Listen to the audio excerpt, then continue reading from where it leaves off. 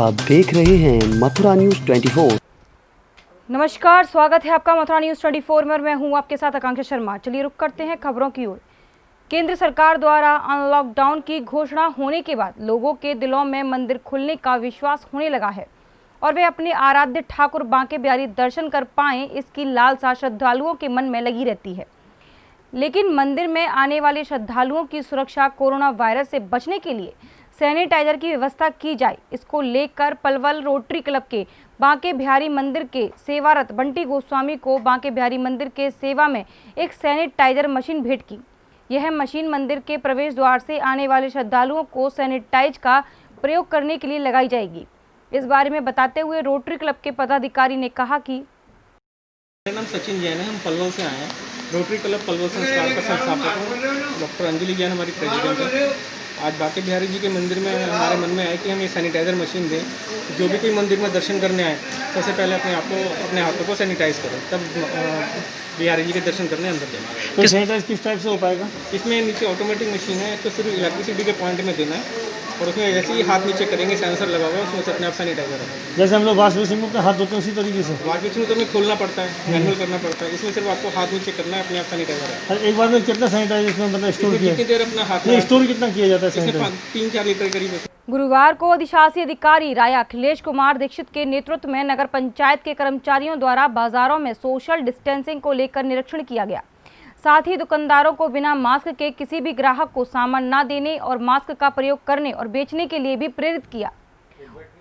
उनका कहना था कि कोरोना जैसी महामारी से निपटने के लिए हम सभी को जागरूक होना होगा, जिससे कि इस महामारी से हम बच सकें, जिस कारण उनके द्वारा कस्बे के प्रमुख बाजारों में भीड़ भाड़ वाले क्षेत्रों में दुकानदारों को हिदायत दी गई और सभी को जागरूक भी किया गया।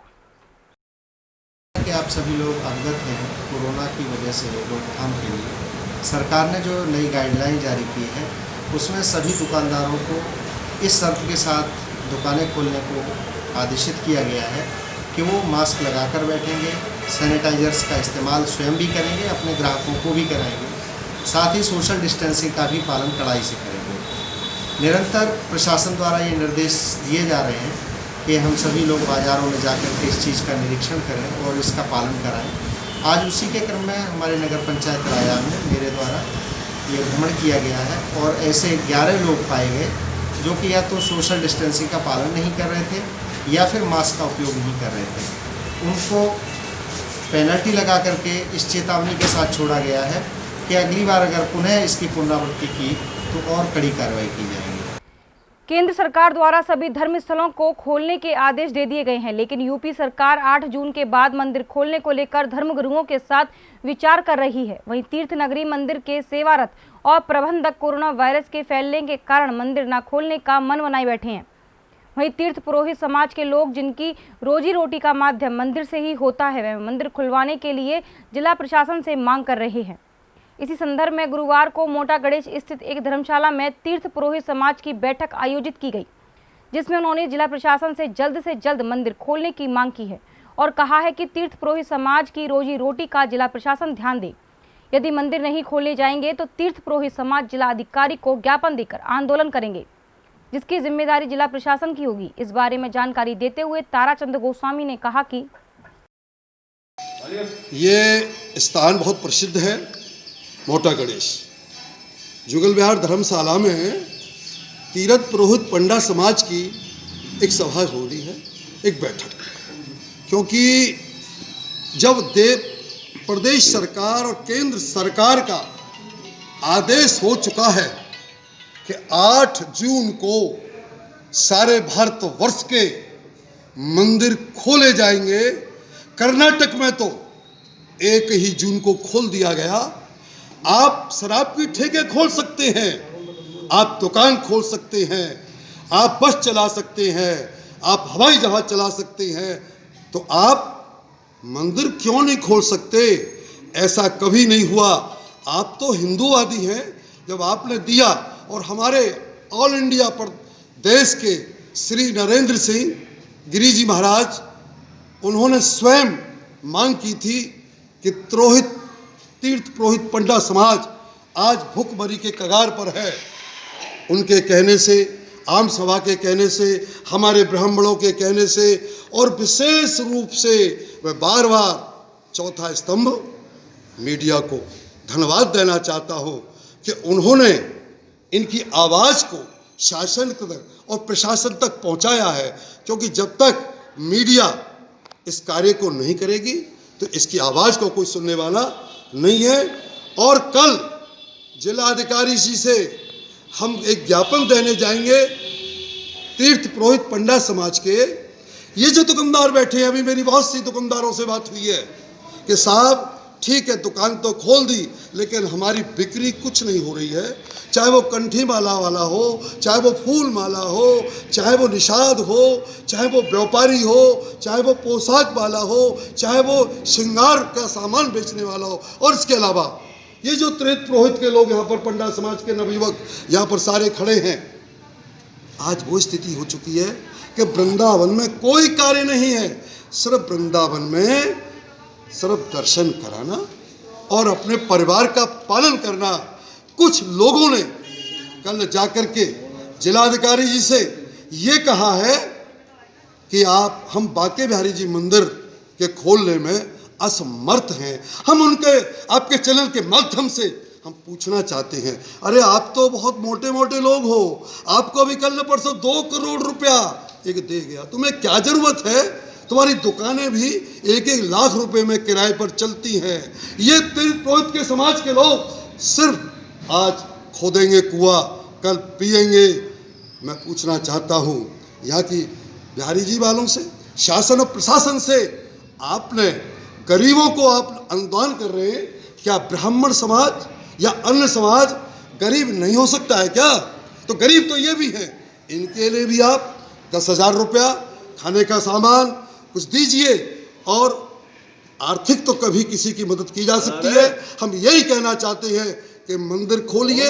हाँ, ये ज़रूर है कि सोशल डिस्टेंस दूरी बना के हमें रखना पड़ेगा। ये जिम्मेदारी मंदिर वालों की भी है और प्रशासन की भी है।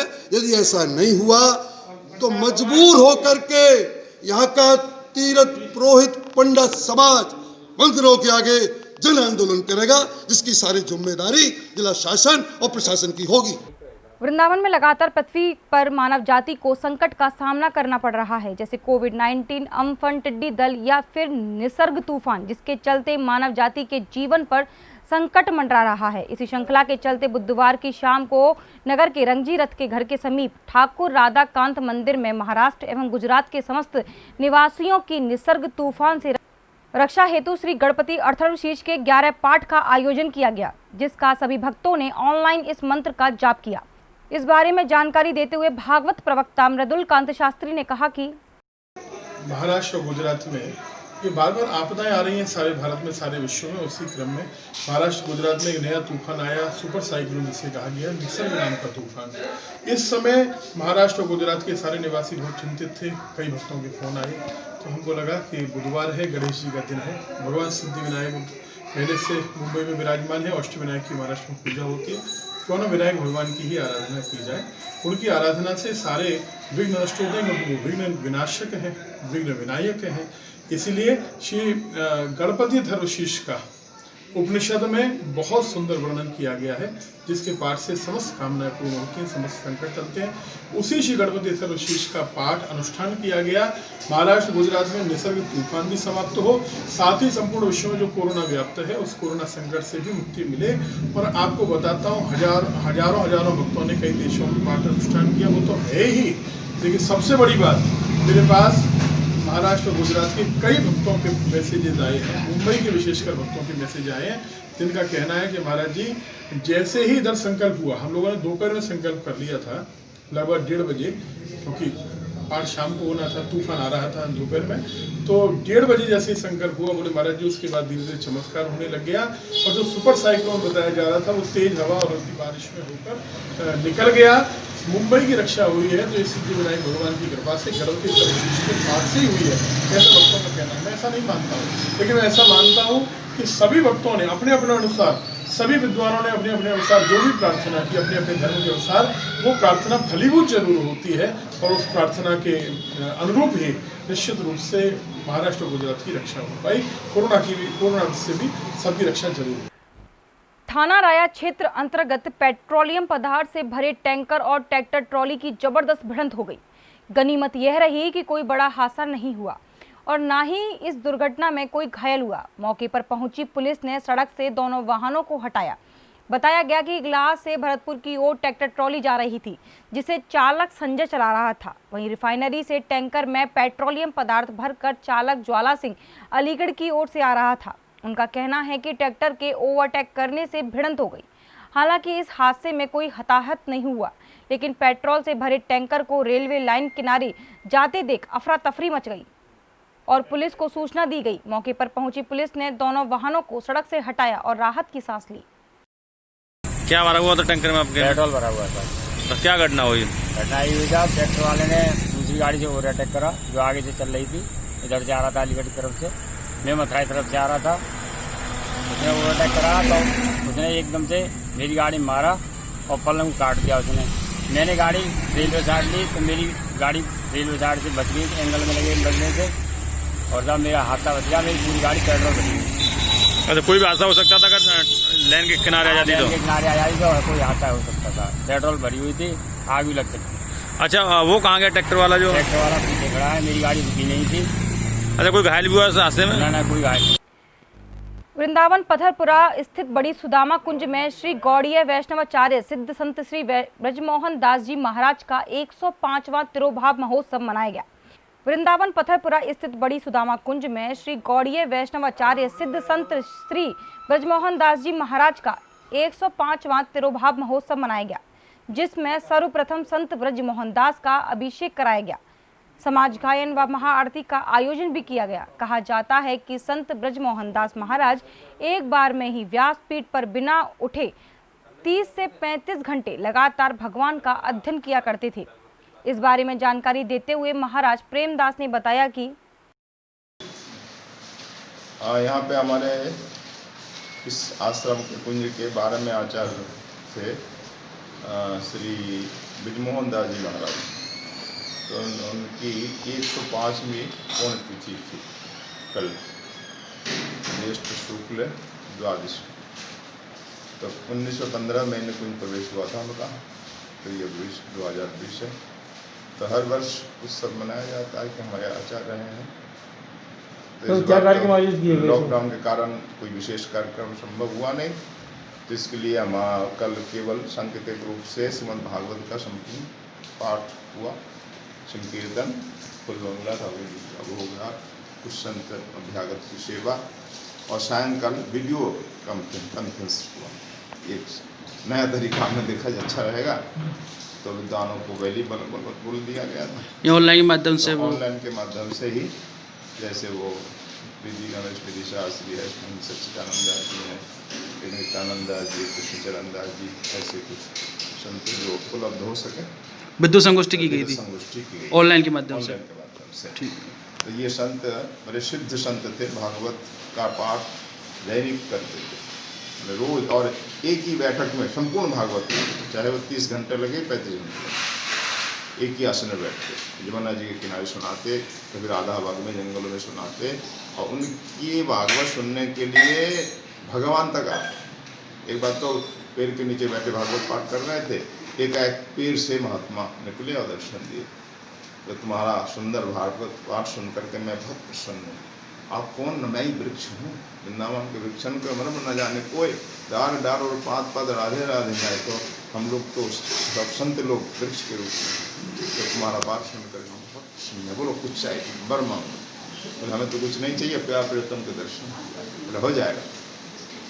तब से वो कथा भी करते थे, पाठ भी करते, कथा भी करते, भागवत पढ़ाते। उनके यहाँ पढ़ने को बहुत विद्यार्थी, जैसे भागवत निवास के पंडित बाबा थे ना, रामकृष्ण दास जी, तो उनके छात्र थे। नाभाकुल कालीदया में हरि सिंह महाराज ने उनका आग्रह किया, आप हमारे यहाँ पढ़ाइए, और भागवत विद्यालय में खोल दिया। बोल ठीक है, भागवत पढ़ाऊंगा, पर भागवत छपाओ।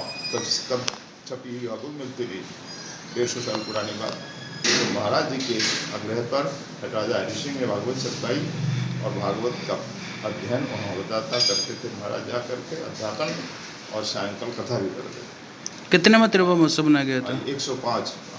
वृंदावन में यमुना तीनों ओर से बहती है। जिस तीर्थ नगरी में भगवान श्री कृष्ण ने कालिया नाग का मान मर्दन किया और यमुना को विषैले जल से मुक्त कराया, वह यमुना आज कलयुग में मानव के असहयोग के कारण और विषैली होती जा रही है।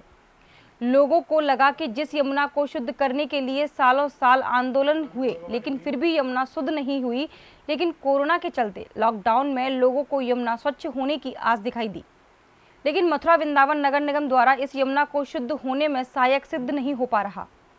साथ ही एनजीटी के आदेशों की धज्जियां उड़ा रहा है। वृंदावन के 18 नाले अनवरत रूप से आज भी यमुना में गिर रहे हैं। 5 जून को विश्व पर्यावरण दिवस मनाया जाता है, लेकिन नगर निगम ऊर्जा मंत्री के उस आदेश को भी ताक पर रख दिया है, जिसमें उन्होंने कहा था कि मथुरा वृंदावन के सभी नाले जल्द से जल्द टेप किए जाएं।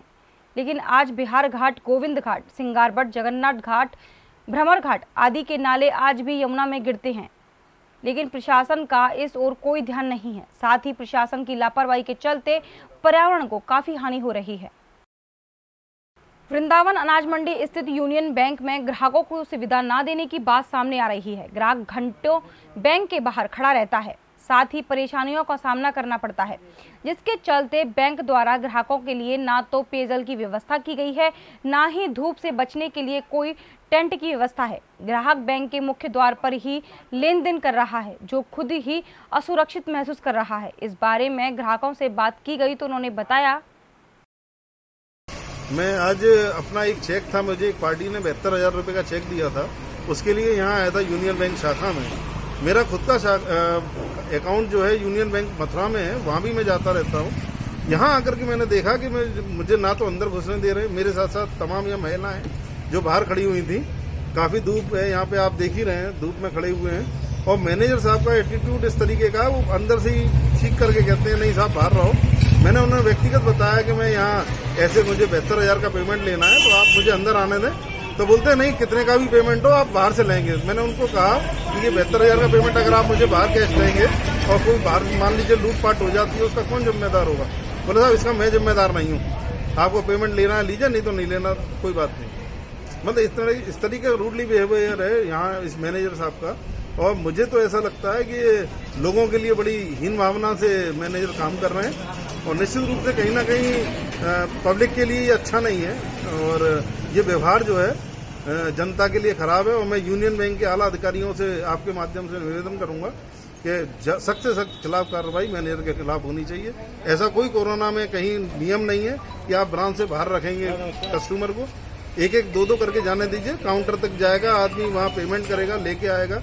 उसकी जो पेमेंट को लेकर के जो मतलब पब्लिक डीलिंग है उसको हमें बचाना है, नहीं तो ऐसे लूटपाट बढ़ेगी और उसका बढ़ावा सीधे सीधे मेरी नज़र में मैनेजर उस बात को बढ़ावा दे। समस्या ये है कि नॉमिनेशन का फॉर्म हम लेने आए और 2-3-4 लोग धूप में खड़े हुए हैं, तो कम से कम 2 को अंदर जाने की अनुमति दें और वहाँ से उनका कार्य करके और फिर वापस आने दें, जिससे कि सुविधा रहे। गार्ड साहब एक का ले जाते हैं और फिर दूसरे का लाते हैं, फिर इससे अनावश्यक रूप से समस्याएं उत्पन्न होती हैं। आखिर बैंक के कस्टमर हैं जो सीनियर सिटीजन हैं, वो धूप में खड़े हों, ये अच्छी बात है। बताया जा रहा है कि यहाँ पे जो है जो कैश जमा करने आते हैं या लोग पेमेंट लेने आते हैं उनको भी बाहर ही खड़ा रखते हैं, बाहर पेमेंट देते हैं। हाँ, यही हालत है। आदमी ले रहे हैं, आदमी ले रहे हैं। या तो फिर ये करें कि बाहर यही छाया का इंतजाम करें। नहीं, अगर ये जब कैश बाहर लेन देन होगा तो क्या सुरक्षा की दृष्टि से सुरक्षा की दृष्टि से भी ये खराब है। और बैंक वालों को चाहिए कि कैश का लेन देन अंदर से ही करें, 2 व्यक्तियों को ले जाएं, जिससे कि फिजिकल डिस्टेंसिंग रहे और इस तरह से कार्य करें तो ज्यादा अच्छा रहे। वरिष्ठ पुलिस अधीक्षक के आदेश पर जनपद के विभिन्न स्थानों पर चले चेकिंग अभियान में स्वयं पहुंचे वरिष्ठ पुलिस अधीक्षक महावन थाना क्षेत्र के गोकुल पर, जहां उनके द्वारा आने जाने वाले सभी दुपहिया वाहन चालकों की चेकिंग कराई गई। मौके पर मौजूद रहकर स्वयं वरिष्ठ पुलिस अधीक्षक थाना प्रभारी महावन शशि प्रकाश, महावन क्षेत्र अधिकारी विनय सिंह चौहान भी मौजूद रहे, जहां उन्होंने सभी आने जाने वाले लोगों पर नजर रखी। साथ ही उन लोगों के चालान किए गए जो लोग बिना हेलमेट के, बिना मास्क पहने बाइक चला रहे थे। वहीं महावन तहसील के यमुनापार क्षेत्र में भी यह अभियान थाना प्रभारी नवागत SP चतुर्वेदी के नेतृत्व में चलाया गया। थाना यमुनापार की लक्ष्मी नगर पुलिस चौकी के सामने वाहन चेकिंग अभियान चलाया। MP चतुर्वेदी के द्वारा बृहस्पतिवार को लक्ष्मी नगर पुलिस चौकी के सामने चलाया गया, जिसमें सभी आने जाने वाले वाहनों को चेक किया गया और 2 पहिया वाहन पर एक से ज्यादा सवार होकर चलने वालों को हिदायत दी और डॉक्यूमेंट्स इत्यादि की कमी पाई जाने पर कई वाहनों के चालान भी किए गए। वाहन चेकिंग अभियान में वाहनों की RC, बीमा, वाहन चलाने वाले व्यक्ति का ड्राइविंग लाइसेंस और मोटरसाइकिल सवार व्यक्ति के हेलमेट चेक किए गए। इन सबके साथ साथ वाहन पर सवार लोगों के मास्क भी चेक किए गए। इन सब में से किसी भी चीज की कमी पाई जाने पर थाना प्रभारी MP चतुर्वेदी के द्वारा कई वाहनों के चालान किए गए और लोगों को हिदायत भी दी गई। यमुना पार के थाना प्रभारी MP चतुर्वेदी को 2 दिन पहले मथुरा के वरिष्ठ पुलिस अधीक्षक डॉक्टर गौरव ग्रोवर के द्वारा थाना यमुना पार पर स्थानांतरण किया गया है, जो कि थाना प्रभारी MP चतुर्वेदी पूरी तरह से अपने काम में सख्त दिखाई दे रहे हैं। शहर के निकासा चौराहे पर एक ही समुदाय के 2 पक्षों में पथराव हो गया, जिसमें करीब आधा दर्जन लोग घायल हो गए। मौके पर पहुंची पुलिस ने बमुश्किल स्थिति को नियंत्रण किया। घटना बुधवार की रात्रि करीब 10:30 बजे निकासा क्षेत्र स्थित 4 मोहल्ला की है। यहां आपसी बच्चों के विवाद में बोना व आस मोहम्मद पक्षों में गाली गलौज के साथ मारपीट हो गई। देखते ही देखते दोनों पक्षों की तरफ से जमकर पथराव हुआ। सूचना पर थाना अध्यक्ष आजाद पाल सिंह में फोर्स के साथ घटना स्थल पर पहुंच गए और बमुश्किल स्थिति को संभाला। वहीं पुलिस को देखकर पथराव कर रहे युवक भाग निकले, जिसमें क्षेत्राधिकारी छाता जगदीश कालीरमन ने जानकारी देते हुए बताया कि लोगों के खिलाफ नामजद रिपोर्ट दर्ज की गई है, जिसमें से 18 व्यक्तियों को पकड़कर जेल भेजा गया। इसी संदर्भ में थाना कोसी कला के पुलिस ने कल की घटना को लेकर फ्लैग मार्च किया, जिसमें वहां की स्थिति को देख क्षेत्राधिकारी जगदीश कालीरमन ने कड़ी चेतावनी देते हुए कहा कि अब निकासा पर किसी भी प्रकार की लड़ाई को देखकर बर्दाश्त नहीं होगा और जो भी दोषी व्यक्ति होगा उसके साथ सख्त से सख्त कार्रवाई की जाएगी। थाना कोसी कला में कस्बे के अंदर नकाशा पड़ता है। नकाशे के अंदर कल रात्रि में 2 मुसलमान पक्षों में झगड़ा हुआ और उनमें झगड़ा होने के बाद आपस में पत्थरबाजी हुई और कुछ लोग घरों में भी घुस गए। घरों में घुस के भी पत्थरबाजी और तोड़फोड़ करी है। पुलिस ने मुकदमा कायम कर दिया है और मुकदमा कायम करके टोटल 43 लोग नामजद हुए हैं। 18 लोगों की गिरफ्तारी हुई है और आगे अग्रिम कार्रवाई की जा रही है। आज 18 लोगों को गिरफ्तार करके कोर्ट भेजा गया रिमांड हेतु। कोसी कला थाना क्षेत्र के गांव बुखरारी में बधाई मांगने को लेकर किन्नरों के 2 गुटों में झड़प हो गई। इसमें 2 लोग घायल हो गए। किन्नर अनीता ने बताया कि वह गुरुवार सुबह 9 बजे गांव बुखारी में बधाई मांगने गई थी। वहां पर किन्नर रमा ने कुछ लड़कों के साथ मिलकर उन पर हमला बोलकर उन्हें घायल कर दिया। हमलावरों के हाथ में लाठी डंडे लगे हुए थे। मारपीट में उसके सिर में चोट आई है। वहीं उसका ड्राइवर संजू भी मारपीट में घायल हो गया। किन्नर अनीता ने बताया कि वह कई सालों से इसी क्षेत्र में बधाई मांगने का काम कर रही है। उसके क्षेत्र में किन्नर रमा ने जबरन बधाई मांगना शुरू कर दिया। किन्नर अनीता ने थाने में किन्नर सहित 4 लोगों के खिलाफ शिकायती पत्र देकर कार्रवाई की मांग की है। मेरा नाम मुस्कान है। मैं अनीता गुरु के पास में रहती हूँ। ये कोसी गोपाल बाग पे रहती हैं, गौशाला चलाती हैं। गौशाला के पास में ही रह रही हूँ और मैं बधाई लेने गई थी अपने गांव में। यहाँ से क्या नाम बुखरारी से आगे तो ये जो यहाँ के रहने वाले हैं मीना नगर में जो रहते हैं उन्होंने मेरे गुरु की वो हमारी गाड़ी के आगे पीछे एक गाड़ी आगे लगाई थी, एक गाड़ी पीछे लगाई थी। जो पीछे गाड़ी लगाई थी उन्होंने लड़के थे और जो आगे गाड़ी थी उन्होंने जो औरतें भरी हुई थी और कुछ आदमी टाइप के थे उन्होंने। तो हम जैसे हम अपनी बधाई लेने गए थे, पहुँचे थे तो उन्होंने बोला कि ये इलाका हमारा है, पर लगता मेरे गुरु का इलाका है। तो उन्होंने हमारे ऊपर हमला करा था। तो हमारे ऊपर हमला करा, मेरे गुरु को भी मारा था, मेरे भी सर में मारा था, मेरे हाथ में चूहे मारे थे उन्होंने। क्या नाम है उनका? उनका नाम क्या है जिन्होंने मारा था? जो एक कंचन है और एक भारती है। तो इसके लिए थाने में आपने कुछ एप्लीकेशन दी है? हमने एप्लीकेशन दी थी, कल भी दी थी और आज भी गए थे। आज भी कोई सुनवाई नहीं है, कल भी कोई सुनवाई नहीं करी थी। उन्होंने एप्लीकेशन लेके रख दी। थाना कोसी कला के अजीजपुर पर सड़क पर चल रहे पैदल एक युवक को अज्ञात वाहन ने टक्कर मार दी, जिससे वह युवक रास्ते में गिर गया और अज्ञात वाहन वहां से भागने में सफल रहा। जैसे ही लोगों ने देखा तो आनन फानन में उस व्यक्ति को स्थानीय हॉस्पिटल ले जाने लगे। उसे एक प्राइवेट हॉस्पिटल में भर्ती करा दिया गया। इसकी जानकारी देते हुए वहां से गुजरने वाले एक व्यक्ति ने बताया कि इस व्यक्ति के सिर में चोट लगी है और मौके पर अभी तक कोई भी एम्बुलेंस और पुलिस नहीं पहुंची। यह व्यक्ति कहां का निवासी है, इसकी अभी तक कोई जानकारी नहीं मिली। एक्सीडेंट होकर पड़ा हुआ था, यहाँ पर रख दिया गया। तो गाड़ी मार के चली गई इसको? अब गाड़ी पर तो लगा ही है, ऐसे थोड़ी हो गिर गया। तो कहाँ गया वो? कहाँ भेजा है?